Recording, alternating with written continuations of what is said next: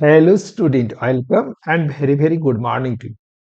আজ তোমাদের কাছে আলোচনা করব তড়িৎচুম্বকের এইচএসে যে সমস্ত ইম্পর্টেন্ট প্রশ্ন আসতে পারে সেগুলো সম্পর্কে আলোচনা।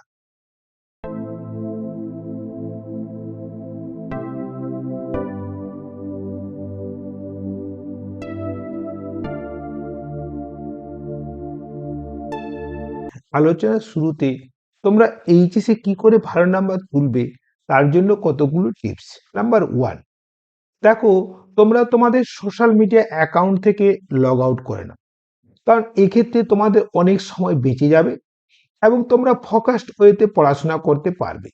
তোমরা যদি এই কাজটা করতে পারো তাহলে তোমাদের পরীক্ষার আগেই সমস্ত প্রিপারেশন তৈরি হয়ে যাবে। তাছাড়া তোমরা নিট, মেন, অ্যাডভান্স এবং ডাব্লিউবি জয়েন্টের জন্য তোমরা এখান থেকে অনেক প্রিপেয়ার্ড হতে পারবে। ওকে। নাম্বার টু, দেখো থিওরি এবং নিউমেরিক্যাল একসঙ্গে পড়ো। কারণ দেখো ফিজিক্সে তোমরা জানো থিওরি আর নিউমেরিক্যাল প্রায় 50% কোয়েশ্চেন আসে এমসিগুলো যদি যোগ করো। তাহলে দেখো তোমরা থিওরি পড়ে নিলে, থিওরির সঙ্গে এখান থেকে কি কি নিউমেরিক্যাল আসতে পারে তোমরা যদি আবার সেগুলো দেখে নাও তাহলে খুব ইজি হয়ে যাবে। দেখো আমার এই চ্যাপ্টার একটা ওয়ান শট ভিডিও আছে। আমার এই ওয়ান শট ভিডিওতে একটা থিওরি দেওয়া আছে এবং থিওরি থেকে কিরকম নিউমেরিক্যাল আসবে সেগুলো বিস্তৃত আলোচনা করে দেওয়া আছে। তোমরা সেই নিউমেরিক্যাল গুলো একবার দেখে নাও, তারপর নিজে নিজে প্র্যাকটিস করো, দেখবে তোমাদের থিওরি আর নিউমেরিক্যালে কোনো প্রবলেমই হচ্ছে না। তোমাদের যে নিউমেরিক্যাল ভীতি ছিল সেটাও আর থাকবে না। ওকে। তাছাড়া আমার একটা পিওয়াই কিউ আছে, যেটা প্রিভিয়াস ইয়ার কোশ্চেনের সলিউশন, যেটা 2015 থেকে 2023 পর্যন্ত সমস্ত প্রশ্নের সলিউশন খুব সহজভাবে দেওয়া আছে। তোমরা সেটা একবার দেখে নিয়ে সেই নিউমেরিক্যাল গুলো প্র্যাকটিস করো, সেখান থেকে অনেক কমন পেয়ে যাবে। তোমাদের সবল এবং দুর্বল অংশগুলি আইডেন্টিফাই করো। আর তোমরা যেখানে সবল সেখানে আমার একবার ওয়ান শট ভিডিওটা নিজে নিজে প্র্যাকটিস করে নাও সলিউশন না দেখে। আর এই যেটা পিওয়াই কিউ সেটাও নিজে নিজে প্র্যাকটিস করে নাও। আর যেটা দুর্বল সেটা কি করে বলো তো, এই দুর্বল অংশ যেটা সেখানে আমার ওয়ান শট ভিডিওটা আমার সমস্ত সলিউশন ভালো করে দেখে নাও, বুঝে নাও, লিখে নাও।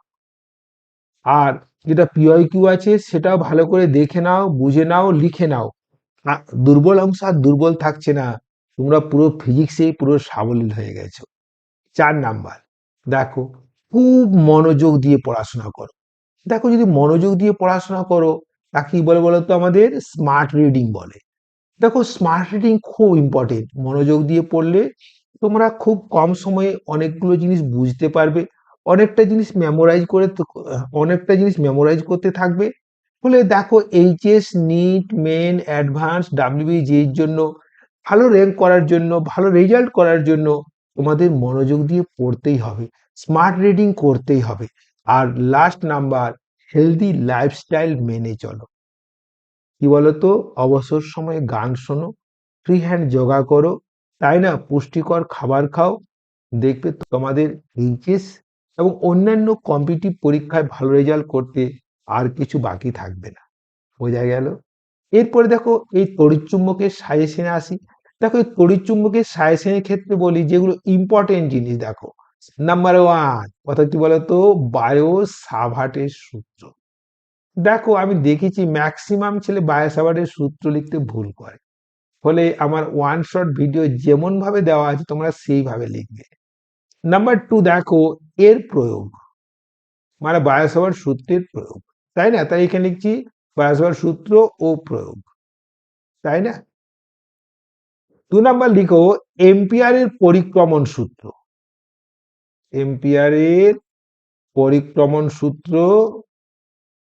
পরিক্রমণ সূত্র ও প্রয়োগ। পরে ডিটেলস আসছি তোমাদের কাছে। হ্যাঁ, দেখো 3 নাম্বার লরেঞ্জ বল, লরেঞ্জ বল। ওকে।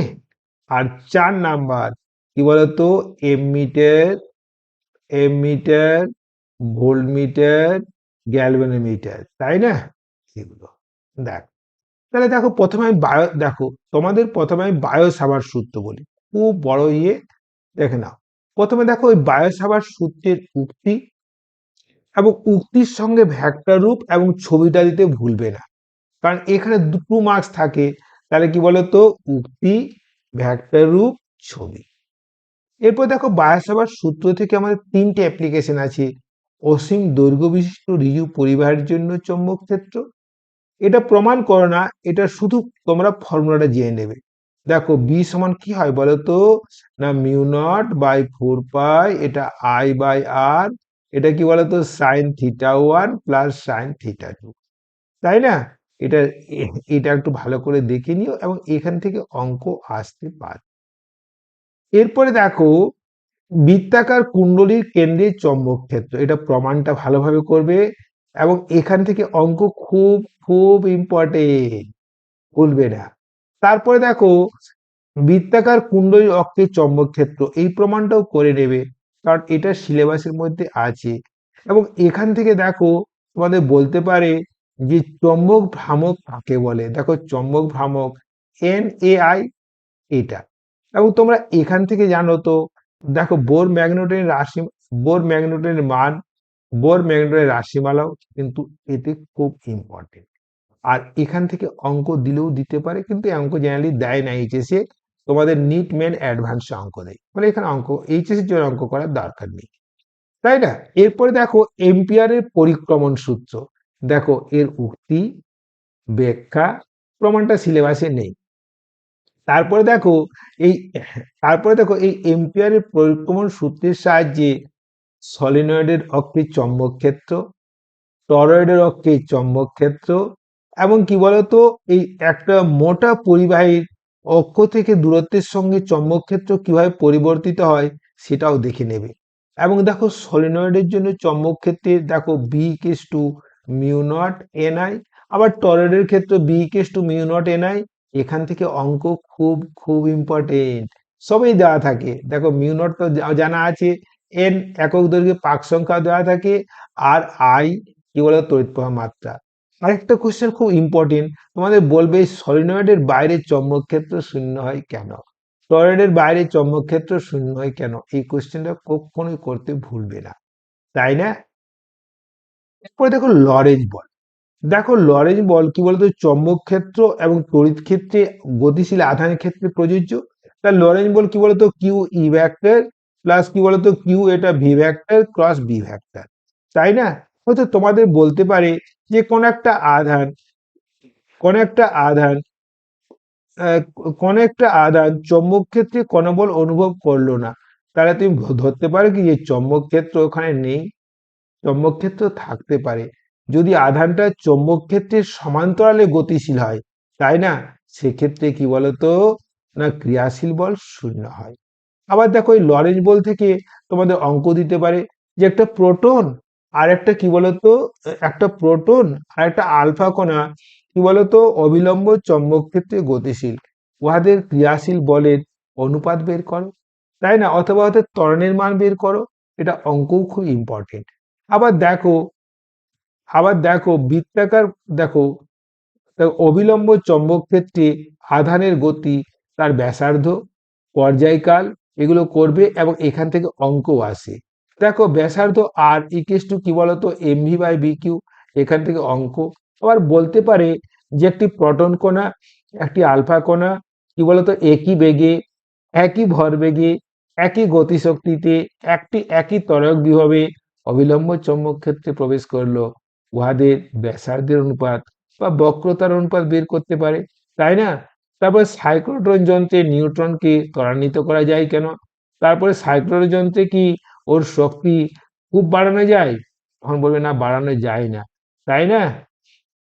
এরপরে দেখো